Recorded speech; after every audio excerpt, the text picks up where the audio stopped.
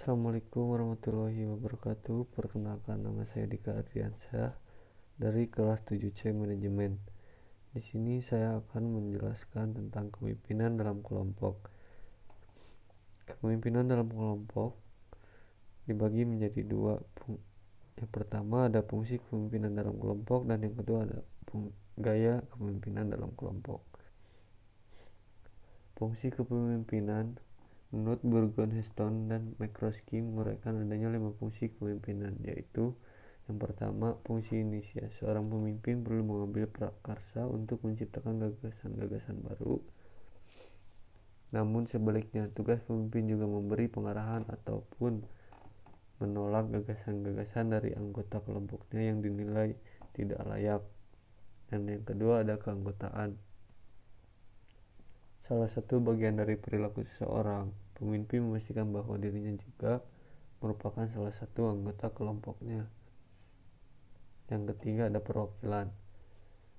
Seorang pemimpin tidak jarang harus melindungi dan mempertahankan anggotanya dari ancaman-ancaman yang berasal dari luar. Tindakan yang dilakukan untuk mengatasi hal tersebut adalah dengan menjadi wakil atau juru bicara kelompok lainnya.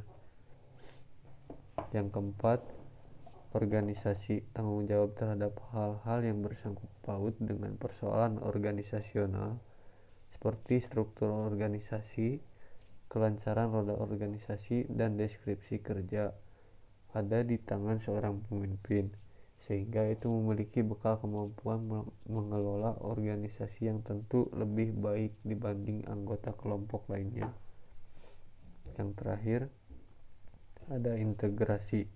Seorang pemimpin harus mempunyai kemampuan untuk memecahkan suatu atau mengelola rencana baik konflik yang ada dan muncul di kelompoknya.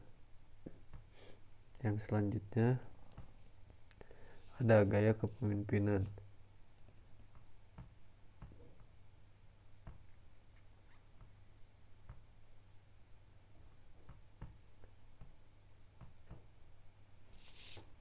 Yang pertama ada gaya authoritarian.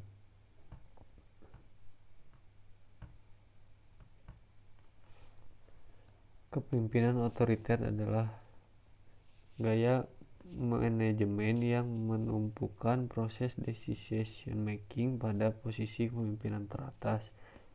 Artinya, pemimpin sebagai kepala dari organisasi adalah satu-satunya pihak yang memiliki kontrol untuk membuat semua keputusan strategis. Dan yang kedua ada kepemimpinan birokratik.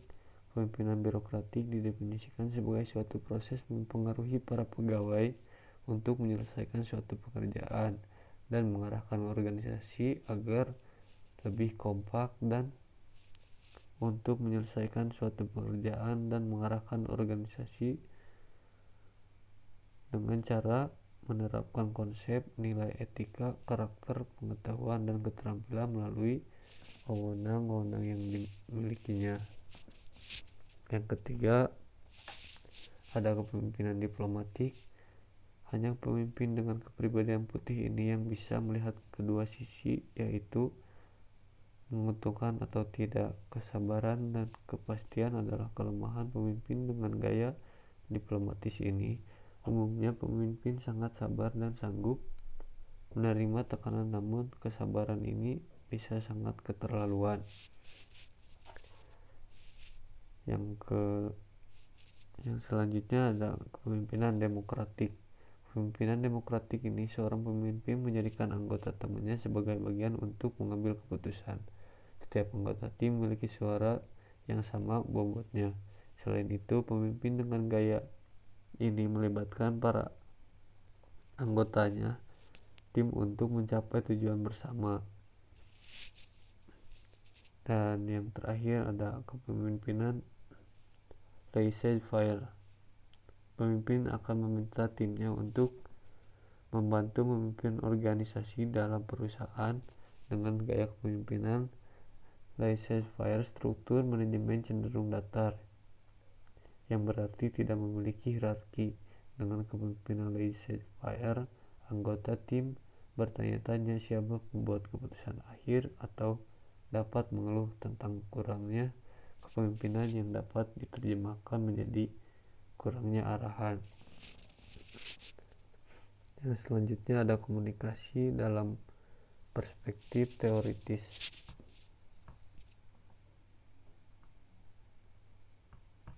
Yang pertama ada teori perbandingan sosial.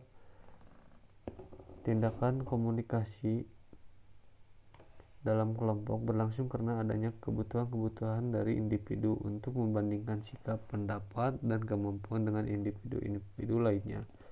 Dalam teori perbandingan sosial ini, tekanan seorang untuk berkomunikasi dengan anggota kelompok lainnya akan mengalami peningkatan jika muncul ketidaksetujuan yang berkaitan dengan suatu kejadian atau peristiwa. Kalau tingkat pentingnya peristiwa tersebut meningkat dan apabila hubungan dalam kelompok juga menunjukkan peningkatan. Selain itu, setelah keputusan kelompok dibuat, para anggota kelompok ini akan saling berkomunikasi untuk mendapatkan informasi yang mendukung atau membuat individu-individu dalam kelompok lebih merasa senang dengan keputusan yang dibuat tersebut. Teori perbandingan sosial ini diupayakan untuk dapat menjelaskan bagaimana tindakan komunikasi dari para anggota kelompok mengalami peningkatan atau penurunan. Yang selanjutnya ada teori percakapan kelompok.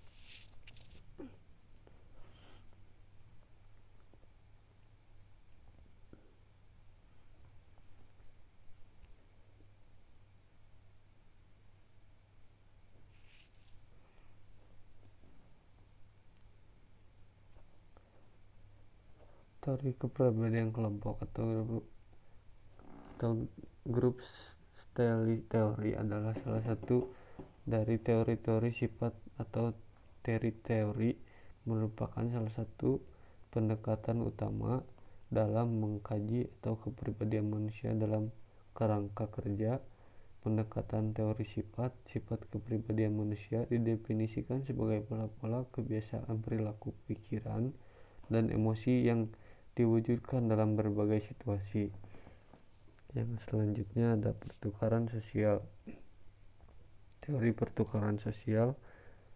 Teori percakapan kelompok sangat berkaitan dengan produktivitas kelompok atau upaya-upaya untuk mencapai melalui pemeriksaan masukan dari anggota, variabel-variabel yang perantara dan keluaran dari kelompok, memasukkan atau output didefinisikan sebagai perilaku, interaksi, dan harapan-harapan. Yang dimaksud dengan keluaran atau output kelompok adalah pencapaian atau prestasi dari tugas atau tujuan kelompok.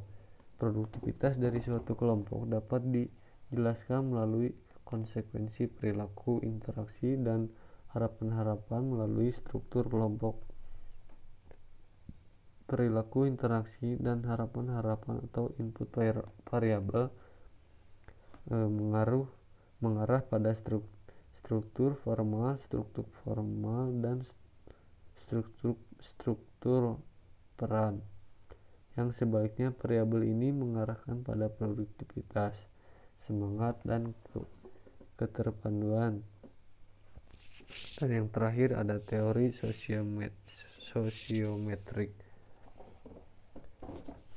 Sosiometrik merupakan sebuah konsepsi psikologis yang mengacu pada suatu pendekatan metodologis dan teoritis terhadap kelompok, atau asumsi yang dimunculkan adalah bahwa individu-individu dalam kelompok yang merasa tertarik satu sama lain akan lebih banyak melakukan tindakan komunikasi.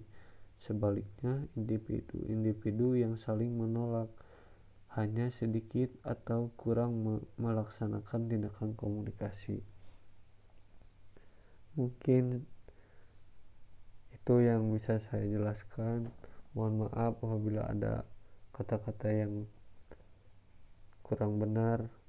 Assalamualaikum warahmatullahi wabarakatuh.